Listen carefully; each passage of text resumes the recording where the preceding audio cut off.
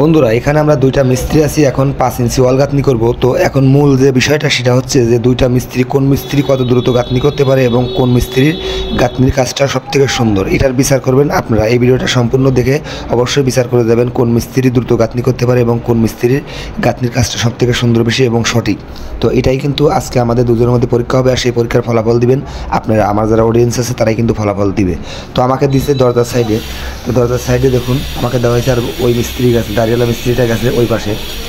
এই পাশে কিন্তু আমাকে মাপযোগ করতে হবে এবং প্রতিটা সল করতে হবে। ওই পাশে সল করতে হবে, কিন্তু ওই পাশে সল না করলে চলে, কারণ ওই পাশে আপনার ইটের গাঁথনি কিন্তু আছে। তো ওই মিস্ত্রি আমাকে এই পাশে দিচ্ছে, আর ওই মিস্ত্রি কিন্তু ওই পাশে গেছে। তারপরে এখানে এখন বড় বিষয়টা হচ্ছে যে কার গাঁথনিটা সুন্দর এবং কোন মিস্ত্রি কত দ্রুত গাঁথনি করতে পারে, এটার বিচার করবেন একমাত্র আপনারা। ঠিক আছে, আমরা যতই বলি যে আমাদের কাজ সুন্দর এবং ভালো, এটার বিচার কিন্তু আমরা বললে হবে না, এটার বিচার করবেন আপনারা।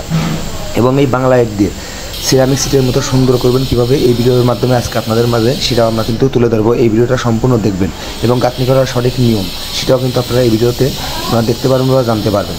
তো বন্ধুরা, গাঁথনির মেন বিষয়টা হচ্ছে আপনার 5 ইঞ্চি গাঁথনির যে বালুটা ভাঙবেন, সেই বালুটা কিন্তু একদম সীমিত 1/2 ইঞ্চি পরিমাণ আপনারা দিয়ে গাঁথনি করবেন, তাহলে হলে আপনার গাঁথনিটা শক্ত মজবুত হবে। এবং বালির রেশিওটা দিবেন আপনারা, আপনার 3.5 বস্তা বালি এবং 1 বস্তা সিমেন্ট দিয়ে আপনারা গাঁথনি করবেন, তাহলে গাঁথনি শক্ত মজবুত হবে এবং টেকসই হবে। কিন্তু অনেকেই গাঁথনি করে আপনার 5 বস্তা বালি এবং 1 বস্তা সিমেন্ট দিয়ে, এই কাজটা কখনোই করা যাবে না। অবশ্যই আপনার বালির রেশিওটা ভালো করবেন এবং যে গাঁথনিটা করবেন সেই গাঁথনির 1/2 ইঞ্চির কম বালু ভেঙে আপনারা গাঁথনিটা করার চেষ্টা করবেন, তাহলে গাঁথনিটা সুন্দর, শক্ত, মজবুত হবে। তো ভিডিওটা সম্পূর্ণ দেখবেন।